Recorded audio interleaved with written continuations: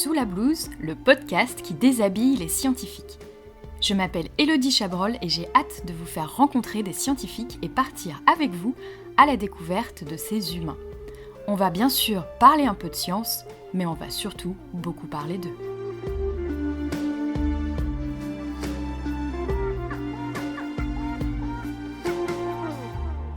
Bonjour à toutes et à tous, bienvenue dans ce nouvel épisode de Sous la blouse. Aujourd'hui, je reçois Hélène Plune-Favreau, neuroscientifique. Bonjour Hélène. Bonjour Élodie. Alors moi, je suis vraiment très heureuse de t'avoir à mon micro aujourd'hui. Moi aussi. Parce que pendant mon passage à Londres, t'étais vraiment mon modèle de chercheuse. Je te trouve vraiment inspirante. Et oui, je sais que t'aimes pas. Rougir. Je te vois pas, au moins on est. Tant mieux. Je peux pas avoir ça, mais c'est vrai que t'étais mon modèle. T'es une femme scientifique qui réussit. Et ce qui est génial, c'est surtout que tu fais en sorte d'aider les autres à réussir. J'essaye. Et ça, c'est vraiment important. Donc j'avais très très envie de t'avoir à mon micro. Si tu veux bien, on va commencer avec la blouse sur le dos pour que tu nous racontes tes recherches. Mais d'abord, ma question traditionnelle, est-ce que tu portes une blouse au labo ?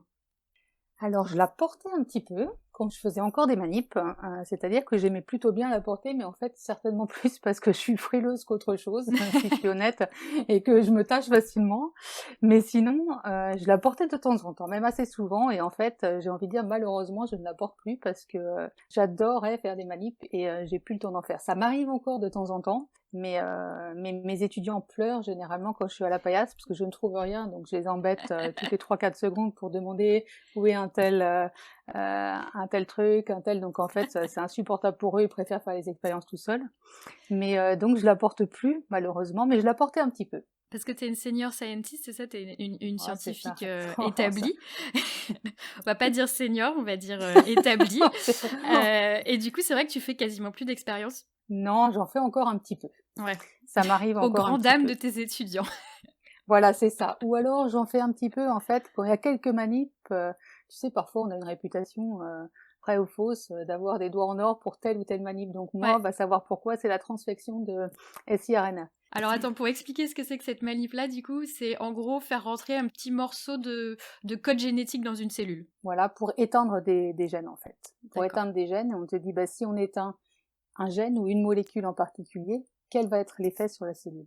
Et ils sont persuadés que quand c'est moi qui le fais, ça marche mieux. Donc du coup, ce que je fais, c'est que j'ai tendance à faire les transfections de temps en temps. Et j'en profite dans ces cas-là pour monter mon protocole aux nouveaux étudiants dans le laboratoire. D'accord. Mais ça s'arrête là. Donc tu as des doigts d'or pour certaines manips. Je pense qu'ils en sont plus convaincus que moi. Hein. Mais en tous les cas, c'est vrai que c'est encore une des seules manips que je fais encore. Alors justement, puisque tu en parles de science, est-ce que tu peux un petit peu nous raconter tes recherches ?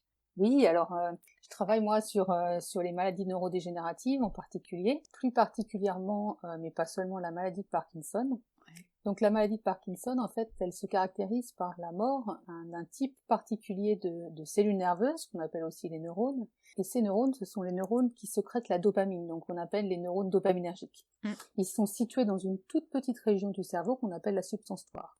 Et la dopamine, donc, qui est sécrétée par ces neurones dopaminergiques, elle est responsable de l'initiation des mouvements volontaires. D'accord. Donc quand ces neurones meurent, en fait, ça explique les mouvements volontaires ou les tremblements qu'on observe chez les malades qui sont atteints de la maladie de Parkinson.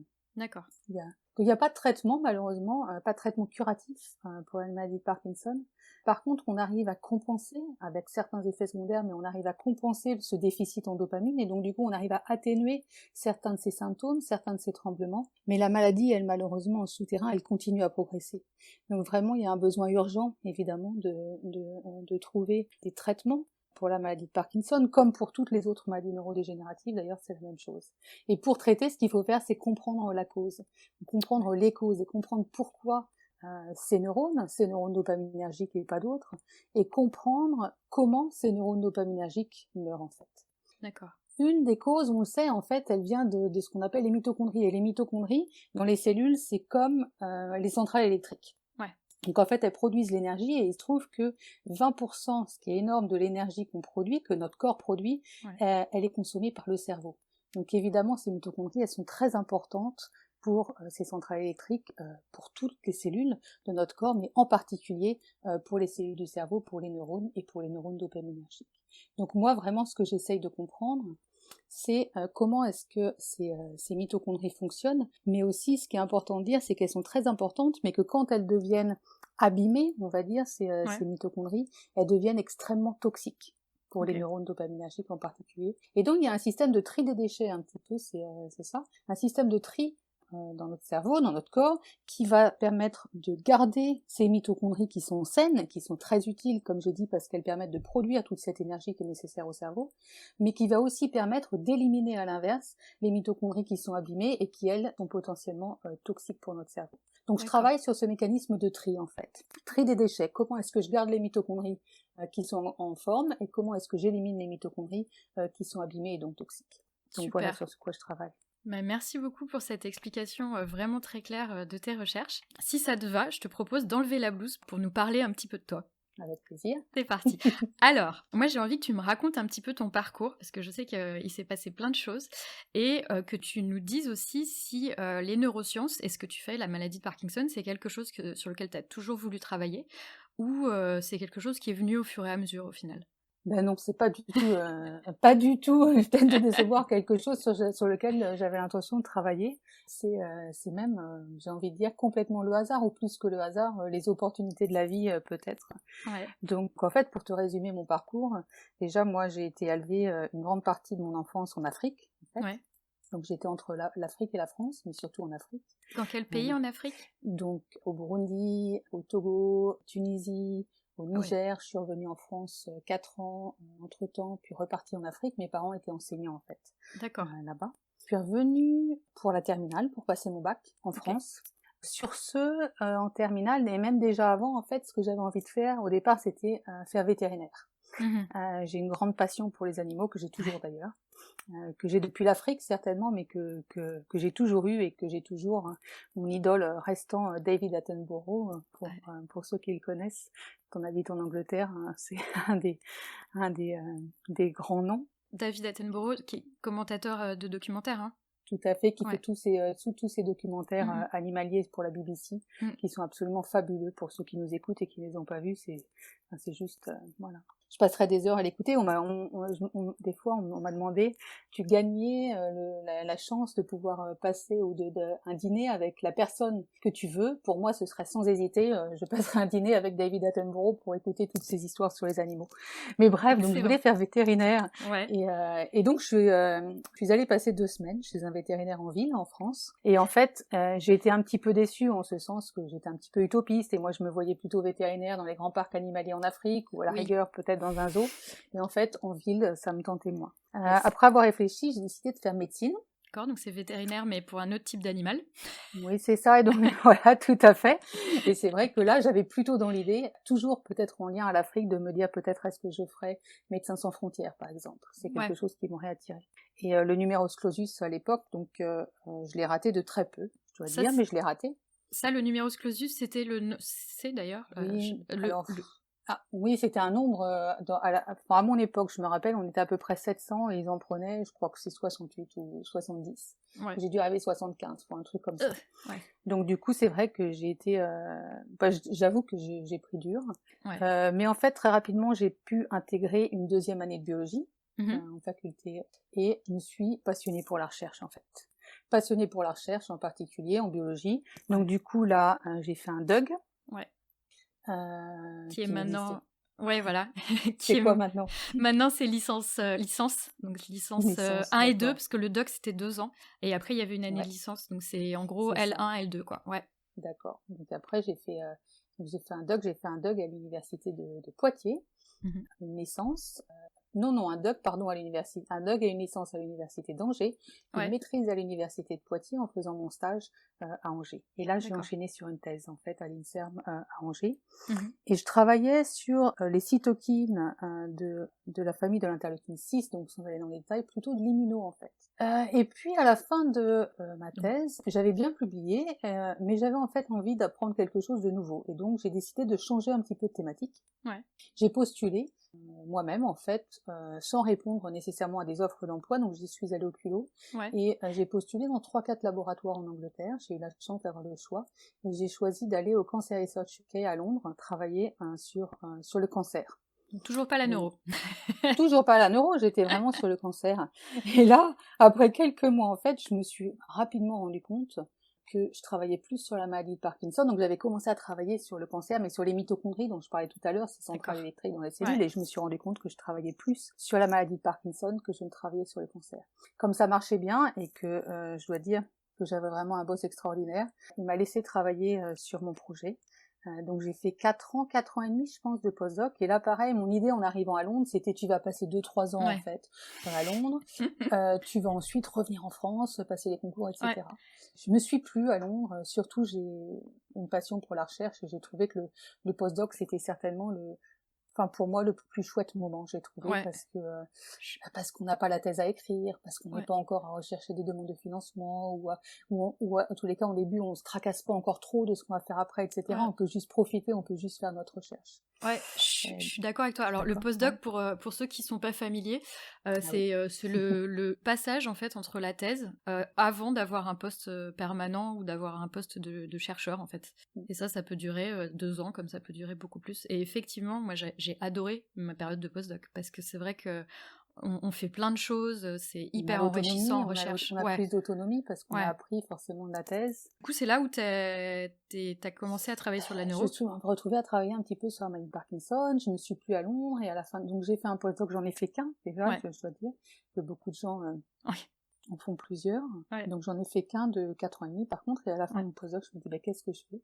Et en fait, j'ai même pas tellement considéré retourner en France. Et c'est un collègue encore, parce que sinon je n'aurais jamais cru en moi, qui m'a dit, mais pourquoi tu postules pas pour ces demandes de financement par le gouvernement pour avoir ton propre laboratoire? C'est des demandes qui sont très compétitives, donc je me suis dit, mais enfin bon, j'ai aucune chance, puis je l'ai fait, un petit peu comme ça en fait. Et donc j'ai fait cette demande de financement, pour donc cette fois-ci continuer à travailler sur les mitochondries, mais sur la maladie de Parkinson, à l'Institut de neurologie, puisque j'avais commencé à travailler avec ses collaborateurs, donc à l'Institut de neurologie à l'UCL, où je suis maintenant, avec ses collaborateurs pendant mon post-doctorat. Et donc en fait, j'ai eu ce financement.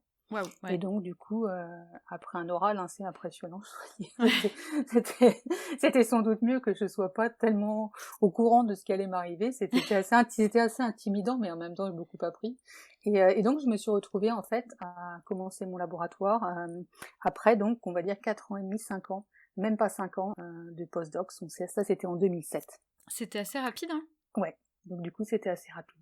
Et là, c'est vrai que je me suis retrouvée à travailler sur la maladie de Parkinson, avec des collègues biologistes, mais aussi plein de collègues neurologues qui travaillent sur la maladie de Parkinson, mais aussi sur tout un tas d'autres maladies neurodégénératives. Et donc, c'est vrai qu'une fois de plus, je me suis fascinée pour la maladie de Parkinson, et je travaille toujours dessus. Ça fait maintenant 13 ans, puisqu'après avoir eu, donc une fois que j'ai eu mon labo, j'ai eu un poste permanent en 2013. Et je suis devenue professeure l'année dernière, donc en 2019, je crois. 19, Ouais, c'est ça.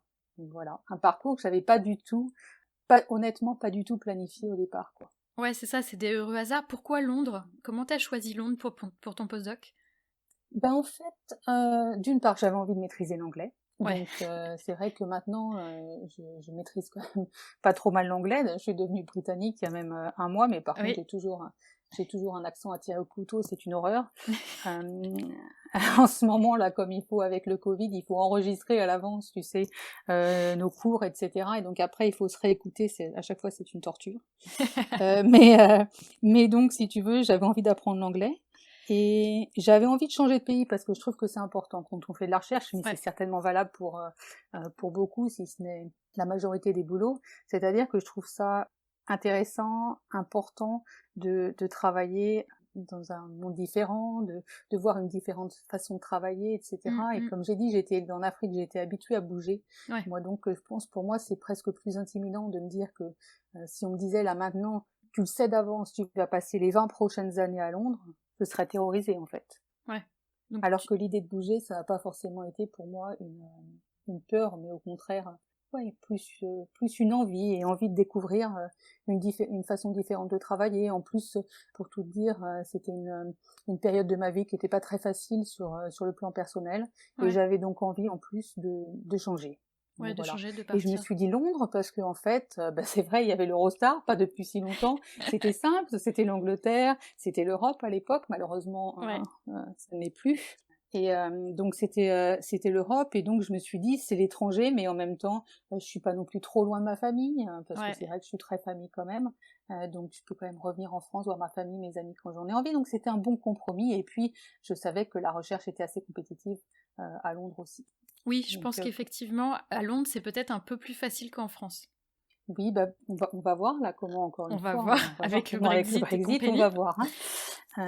Malheureusement, je suis assez sceptique, mais Ouais, disons que je pense qu'il y a encore, même si c'est très compétitif, ouais, je pense qu'il y a quand même plus de moyens pour parler à mes collègues français, ou ouais. même être voilà, dans des comités français de financement, qu'il y a quand même encore un peu plus de moyens en Ouais, Angleterre qu'il y en a en France, ouais, je effectivement. pense. Le système est différent, donc c'est difficile de comparer, mais je pense quand même qu'on peut dire C'est ça. vrai que c'est un système très différent. Les financements comme tu as eu toi qui permettent d'avoir ton propre labo, en fait, il n'y a pas trop ça en France. Pour Non. avoir son propre labo, il faut être chercheur, il faut passer un concours, avoir un poste, etc. Donc, C'est-à-dire qu'il y a un système que je trouve très hiérarchique, moi, en ouais, France. ouais, Très pyramidal en plus de ça. ouais, Ou quelque part, alors encore une fois, j'aime pas trop parce que je vais peut-être rentrer dans certains stéréotypes et je vais mettre beaucoup de gens à dos, mais je pense qu'il y a encore un système en France qui est assez hiérarchique où, et finalement, faut pas faire trop d'ombre à son boss. Tandis qu'en Angleterre, alors évidemment, ça dépend des boss, hein. ouais. Mais moi, j'ai eu la chance, encore une fois, je le redis parce que c'est vraiment, enfin, pour moi, ça a été vraiment important tout mon parcours, c'est que j'ai travaillé avec des gens extraordinaires Mhm. qui vraiment, au contraire, quoi, voulaient vraiment me faire progresser, me soutenir, me mettre en lumière en se disant, si Hélène réussit, en fait, la lumière va rejaillir sur Ouais. nous aussi, quoi. Et Euh, donc, c'est un système qui est un petit peu différent. Moi, c'est vrai que je me suis sentie, depuis que je suis en Angleterre, avec tous les boss successifs, ouais.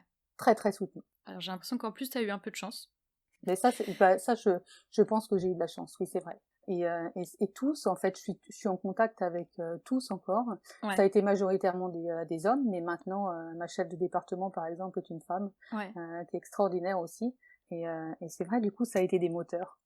Et Des est-ce moteurs, ouais. que, alors c'est parfait comme transition pour la suite, est-ce que tu crois que c'est le fait d'avoir eu ces moteurs, ces gens qui t'ont vraiment aidé et soutenu, qui t'ont donné envie de faire la même chose et du coup de prendre part à tout ce qui est égalité, soutien des gens, mentoring, etc.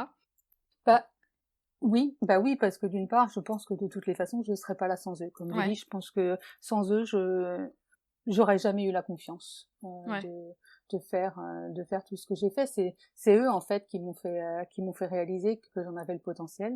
Et en même temps, donc oui, je répondrai à ta question. Et en même temps, encore une fois, je vais reparler de l'Afrique, mais c'est important pour moi aussi. Je pense que les sujets d'égalité en particulier sont des sujets depuis tout petit en fait, je d'accord. pense, qui ont toujours été importants pour moi et qui m'ont toujours tenu à cœur. Donc quand j'ai eu l'opportunité, c'est vrai qu'en progressant, en ayant un poste permanent, donc forcément en ayant aussi, ne serait-ce qu'une sécurité de l'emploi, on Ouais, a plus de temps, un petit peu plus de temps, en tous les cas de temps je ne sais pas en fait, mais on a en tous les cas un petit peu plus de moyens, de ouais, leverage on dirait en anglais, on a plus les moyens de levier. de Ouais, levier, voilà exactement, pour faire avancer les choses.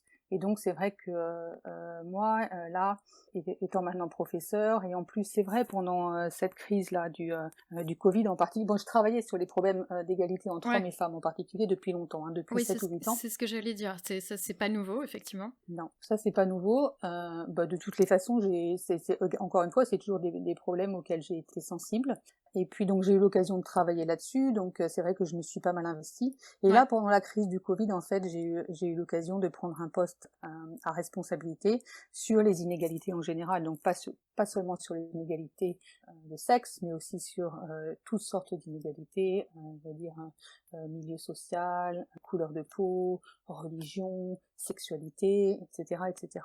d'accord. Et je me suis dit que voilà, travaillant à la maison, donc à Londres, c'est vrai que généralement on veut passer pas mal de temps, aller travailler, revenir, etc. Là, c'est plus le cas, je travaille de la Ouais, maison. J'ai pas d'enfants, Donc c'est vrai que c'est plus facile aussi forcément d'être à la maison quand on n'a pas les enfants à charge là avec toutes les écoles qui sont fermées.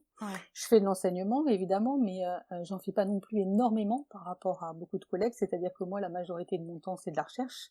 Et là la recherche elle a un petit peu ralenti avec le Covid, donc c'est vrai que j'avais à cœur en fait d'utiliser mon temps d'une façon utile pour mon institut, parce qu'encore une fois ils m'ont soutenu depuis des années, en même temps de faire quelque chose qui me tenait à cœur évidemment. Et donc du coup j'en suis venue à travailler sur ces problèmes d'égalité et d'inclusion. Donc oui, là, tu es en charge dans l'Institut de l'égalité, diversité et inclusion, c'est ça, hein? Tout à fait, donc j'ai commencé il y a quelques mois, donc je suis en phase d'apprentissage, j'apprends. Je suis en phase d'écoute, en fait, je rencontre plein de gens, et puis c'est vrai que j'écoute ce qui se fait plus... déjà, j'écoute dans mon institut, parce que donc les comités d'étudiants en thèse, de postdoc, enfin à tous les niveaux, qui ont des idées absolument fabuleuses, mais aussi au niveau de la faculté, de l'université, etc. Donc oui, je commence juste, mais c'est vrai que c'est pas nouveau. Effectivement, quand j'étais encore à Londres, on parlait déjà de ça, tu mettais déjà des choses en route. Cette histoire d'horaire de réunion. Oui. C'était la première fois que j'entendais ça, et c'est vrai que c'est tout bête, on n'y pense jamais, mais mettre les réunions à des horaires qui permettent aux gens qui ont des enfants d'y assister. Tout à fait. Et tout souvent, ce sont toujours les mamans qui vont encore chercher les enfants à l'école, par exemple. Donc c'est vrai que ne serait-ce que d'avoir les réunions, toutes les réunions, des horaires qui sont plutôt entre 9h ou 10h du matin et 4 ou 5h l'après-midi, permet à beaucoup plus de femmes en règle générale. Encore une fois, ici forcément il y a aussi des hommes qui vont chercher leurs enfants à l'école. Je veux pas stéréotyper, mais encore une fois souvent c'est souvent des femmes, d'avoir les réunions dans les horaires, dans la journée, quoi. Et ça facilite les choses. C'est des petites choses, ça paraît simple. Pour certaines réunions, c'est pas compliqué, mais par exemple, quand il faut changer l'horaire du comité exécutif, qui évidemment qu'était, en tous les cas, ça progresse beaucoup ça encore, mais qui était surtout à l'Institut de neurologie, où c'est vrai que c'est quand même pas mal, on va dire, d'hommes seniors, pour reprendre ton terme, Élodie. C'est un terme, tu vois, pas si pire de dire senior. Donc voilà, beaucoup d'hommes seniors et blancs de peau dans leur costard à cravate. Et changer l'heure du comité exécutif, ne serait-ce que d'une demi-heure, c'est pas une mince affaire. Donc c'est des petites choses comme ça. Ça veut dire augmenter le taux de représentation des femmes dans les comités. Mais tous ces problèmes sont bien sûr complexes, parce que en voulant bien faire, et donc maintenant c'est vrai qu'on veut bien faire et qu'on veut justement augmenter par exemple la représentation des femmes dans ces comités, ce qu'on fait c'est que beaucoup de femmes se retrouvent complètement surchargées maintenant, en devant aller à un nombre pas possible de réunions, et du coup elles ont moins de temps pour leurs recherches, pour trouver des moyens de financement, pour publier leurs recherches, etc. Et donc, il faut réussir à trouver le juste milieu, j'imagine. Et donc, tout ça, ça met du temps. Il faut aussi changer les esprits, évidemment. Ça, c'est le plus difficile, ça met du temps, mais ça progresse par des petits changements comme ça. Et là, ce sont pour parler des inégalités de sexe, mais comme j'ai dit, c'est important, évidemment, de s'attaquer à toutes les inégalités, quelles qu'elles soient. Surtout dans le contexte actuel, j'ai envie de dire, avec le Covid, qui a malheureusement accentué ces inégalités. Tu l'as vu, toi, t'as la sensation vraiment que... C'est quoi ton constat, en fait? Sur le Covid, tu veux dire qu'il a accentué? Oui, parce qu'on voit, par exemple, des petites choses simples, encore une fois, mais maintenant que quasiment tout, et nous, c'est vrai qu'on est en confinement, là, depuis, encore une fois, depuis avant Noël, on est de nouveau en confinement complet. Tous les étudiants, par exemple, n'ont pas le même accès à Internet. Et ça paraît ça paraît rien, mais c'est beaucoup. Donc ne serait-ce que de mettre en place des aides pour les étudiants qui n'ont pas forcément les moyens d'avoir un internet à haut débit. Puis il y a aussi évidemment tous ceux qui ont des personnes, ça peut être des enfants, mais qui ont des personnes aussi de leur famille à charge ou qui doivent s'en occuper. Pendant le Covid, c'est extrêmement compliqué, évidemment aussi. Donc oui. C'est sûr que ça accentue les inégalités, c'est sans parler des inégalités de race. On a vu tout dans la presse, beaucoup par exemple, que telle communauté africaine, et encore une fois, je ne vais même pas citer exactement parce que je voudrais pas rentrer dans ces stéréotypes, mais avait plus le Covid. Oui. Donc du coup, effectivement, ça crée des peurs. Enfin, c'est une évidence que le Covid a accentué les inégalités, j'en suis persuadée, et je pense qu'on ne voit encore que la tête de l'iceberg. À mon avis, on va le voir dans les années à venir. Et toi, du coup, c'était cette crise-là, c'est Covid qui t'a un petit peu fait le déclic pour ce poste ou... Non, ça j'ai envie de dire que C'était... comme j'ai dit, c'est Ouais, des thématiques qui m'ont toujours intéressée. C'est plus qu'avec le Covid, comme je travaille de la maison, comme j'ai dit, et que ouais, t'as donc eu plus de temps. j'ai eu un petit peu plus de temps et que je me suis sentie en quelque sorte privilégiée, je dois dire, par rapport à des collègues, comme j'ai dit, qui ont beaucoup plus d'enseignements ou qui ont des enfants à charge et que moi c'est pas mon cas. Ouais. J'avais un petit peu plus de temps, même le week-end par exemple si j'ai envie, et donc du coup j'avais à cœur de faire quelque chose. Donc Bah, du c'est coup, top. j'ai choisi ce qui m'intéressait Oui, de bah oui, non travailler. mais... Parce que du coup, Exact. j'apprends là tous les jours. Oui, C'est bah oui, vrai c'est que tout nouveau pour toi. tout nouveau, tout Et nouveau. ça change parce que avant, t'avais pas de poste à propos de l'égalité, etc. Oui, bah pas de poste. Non, si tu veux, si j'ai travaillé sur les inégalités hommes-femmes, comme j'ai dit, donc Ouais, j'ai dirigé le comité c'était sur des les comités. inégalités hommes-femmes Ouais, dans l'institut pendant plusieurs années, ouais. avec une collègue, ma collègue Céline Ray. Mais donc j'ai travaillé là-dessus pendant 6 ou 8 ans, mais là, c'est-à-dire que je suis devenue directeur associé pour l'égalité, diversité et inclusion, donc effectivement un poste à plus de responsabilité, donc ça prend aussi plus de mon temps, mais évidemment ça veut dire que j'ai aussi plus de pouvoir pour changer les choses. Ouais, ça c'est génial. Et puis en fait c'est un poste qui est nouveau, c'est la première Ouais, fois là, tu sais, tout ça ça se met un petit peu aussi avec le Black Lives Matter, etc., ça a ouais, progressé les choses énormément, et donc du coup c'est un poste qui est nouveau, qui a été créé dans tous les départements, et donc du coup c'est ce qui m'a attiré aussi, c'est-à-dire que le poste il est nouveau, du coup il n'y a pas de description, c'est un oui. petit peu à moi de C'est à le toi de le modeler, créer. Ouais. et c'est ça qui m'a un petit peu attiré aussi. Tout est Et- à faire, Ouais, tout est à faire et c'est chantier. bien.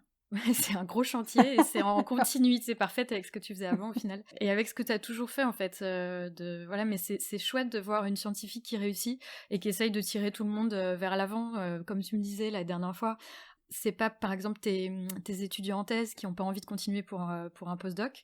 Tu les soutiens quand même parce que pour toi, l'important c'est qu'ils soient bien dans leur carrière, c'est ça, hein, tu me racontais. Ben, c'est ça, c'est-à-dire, ben oui, enfin moi je trouve que ça c'est aussi un des trucs les plus chouettes dans notre boulot, c'est évidemment de voir nos étudiants progresser. On a travaillé avec eux pendant quelques mois parfois, mais souvent pendant de nombreuses années. Mm. Et en fait, c'est de les voir évoluer, c'est de les voir évoluer dans leurs projets, c'est-à-dire que très rapidement, en fait, ils deviennent bien meilleurs que nous sur Ouais. leurs projets. En tous les cas, c'est tout ce qu'on leur souhaite. Et parce qu'évidemment, moi, je supervise, disons, je sais pas, une dizaine de projets, tandis qu'eux, ils sont sur leur projet toute la journée. Et après quelques années, ben, c'est eux, évidemment, Ouais. qui m'apprennent.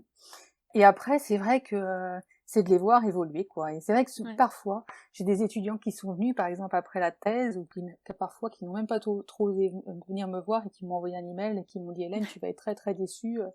Je vais pas faire un post-doctorat. Je vais pas faire de la recherche. Moi, ce que je voudrais faire, c'est travailler dans l'édition, par exemple, dans l'édition scientifique. Ouais. Et j'ai répondu, j'ai dit mais pourquoi serais-je déçue? Moi, mon rôle, c'est voilà, évidemment, moi, j'adore la recherche, mais Ouais. après, chacun ses envies. Moi, mon rôle, c'est de t'aider avec ton parcours professionnel et ce que tu as envie de faire. Moi, du moment que ça te plaît, bah, je te soutiens.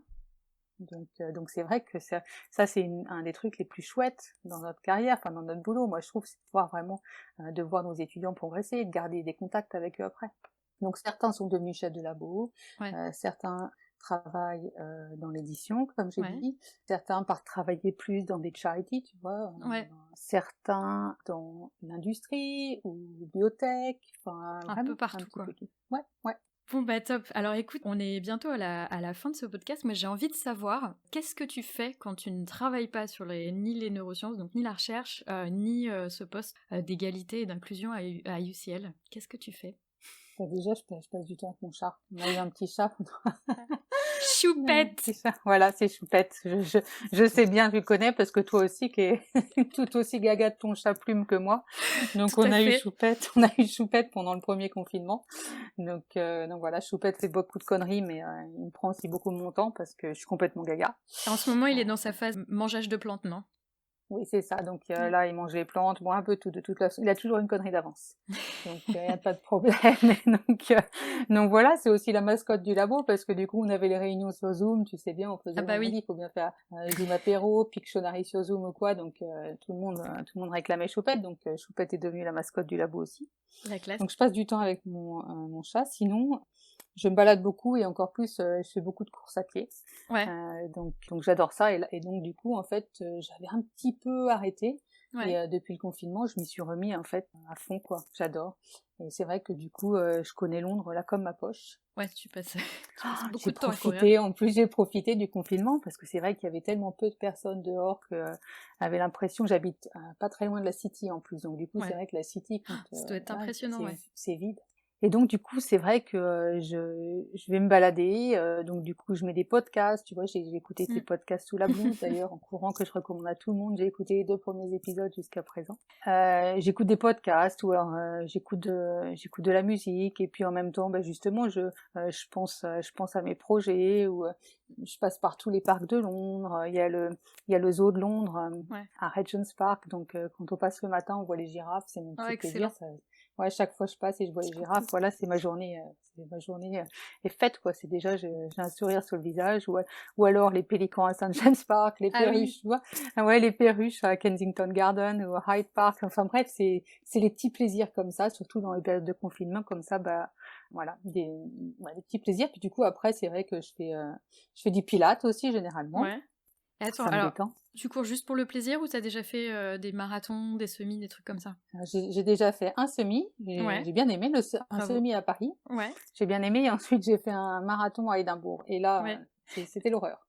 C'était l'horreur. Je suis rentrée, j'ai dit premier marathon, ça s'est fait. Dernier marathon, ça s'est fait aussi. Mais tu l'as fini. C'est-à-dire que oui, je l'ai fini. Bravo, félicitations. Mais, voilà, mais je ne le referai plus jamais. C'était horrible. Donc voilà. Et donc du coup, il m'a même fallu quelques années pour reprendre plaisir à courir. Ouais, c'est Donc, pour ça que tu disais, tu faisais plus trop et là t'as repris avec le confinement en fait. Je courais quand même avant Ouais. le marathon, je courais beaucoup. Après le marathon, pendant quelques mois, presque plus du tout. Et puis je m'y remettais, mais c'était un peu j'ai eu du mal en fait quand on court pas depuis un moment, c'est difficile de s'y remettre. Ouais. Et là, je m'y suis remis depuis le confinement et je recours beaucoup et je le fais, c'est purement pour le plaisir. D'ailleurs, je cours majoritairement toute seule. Ça m'arrive de rejoindre mes amis ou mes collègues, on se donne rendez-vous avec le confinement dans un coin de Londres. Et donc on prend un café, on reste à 2 mètres de distance évidemment. Un café de loin. Et on prend un café de loin. Mais sinon, en fait, ce que je préfère, moi, c'est courir tout seul. Ouais. C'est mon petit moment à moi, quand je suis dans ma bulle. Ça fait du bien au cerveau. Ouais, ça lave le cerveau. Et effectivement, vous, votre confinement, c'est un confinement où vous pouvez sortir, il n'y a pas de limite de temps ou de kilomètres, parce que c'est vrai que nous, on était restreints. Premier confinement, on était restreint à 1 heure. Bon, là, faudrait mieux pas sortir trop longtemps. Bon. Ouais. Donc, mais on n'est pas restreint par un temps exact. Bon, tu peux courir toute seule dans un parc. Moi, si je rencontre personne, j'embête personne. Juste les girafes et les pélicans. Exactement.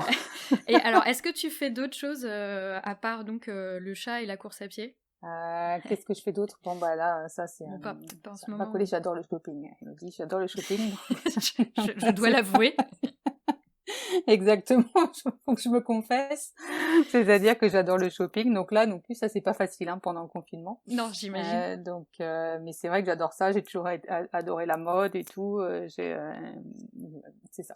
Alors effectivement, j'atteste parce que je te connais en vrai et c'est vrai que tu as un super style. Non mais tu es à l'antipode du cliché des scientifiques mal habillés, etc. Tu as toujours un style parfait, tu es toujours bien accordé, les chaussures. C'est vrai que j'essaye de pas avoir le cheveu gras. Ah ouais, non, mais les chaussures qui vont avec la tenue, qui vont avec les accessoires et les lunettes qui sont toujours fantastiques.